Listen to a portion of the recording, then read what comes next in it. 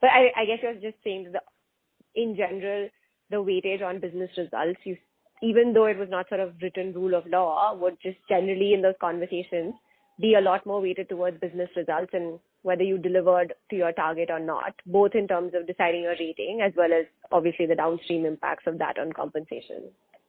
Yes. Got it. Okay.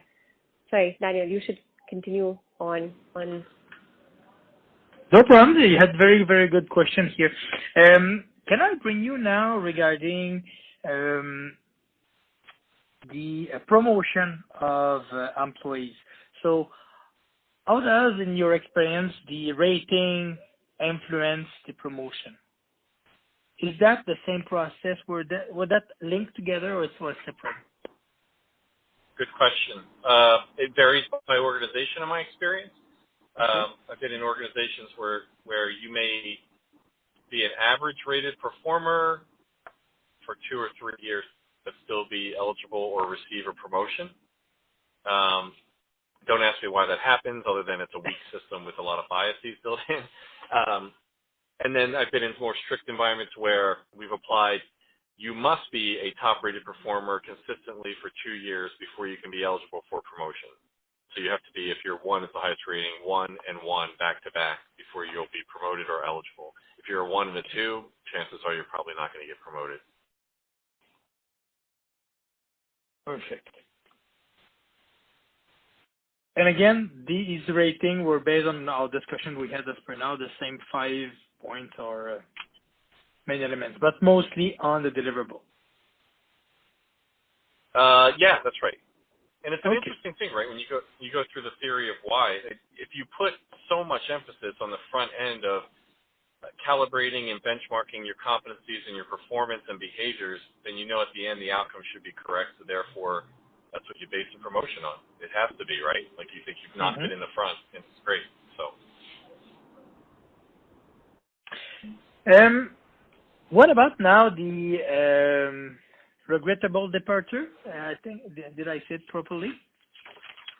So when you have an employee that will quit, but it's a high potential. So how did you identify an employee that will be a regrettable departure? Does it need to be like a hypo? Does all that scaling is important for that, or it's just a management decision that, I think this one is regrettable, we would like that person to come back? How does it work?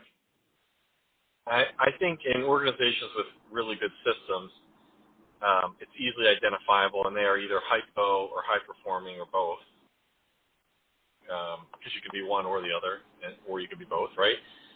And those are purely regrettable. I think in other organizations that don't rely so heavily on those types of systems, it's a sense. It's this person was a key contributor and valuable in what they did, and they may not have been the highest performer. However, they held institutional knowledge that was critical for us, and sorry to see them go. Okay.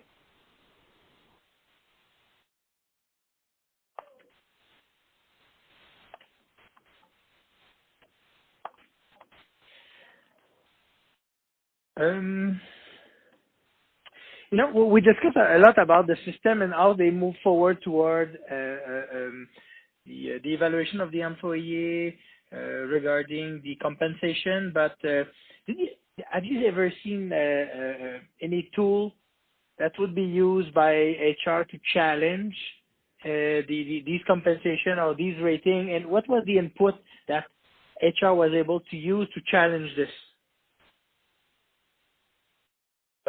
Can you ask me that again? Because it sounds like a very interesting question. I'm just not sure Okay. Yes, I will ask it again.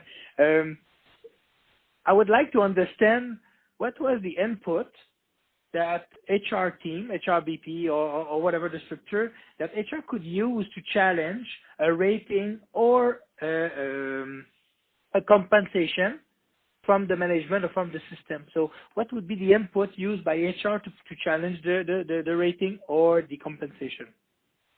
So make sure I'm answering this correctly. Are you saying if I were an HR business partner and I wanted to challenge a specific manager's rating on an individual and the compensation decision they gave them, how would I do that? Verbally? Yes. Or? Yes, and then what would be the data you would use? And have you ever seen that? Basically, how do we sort of inspect the organization? Because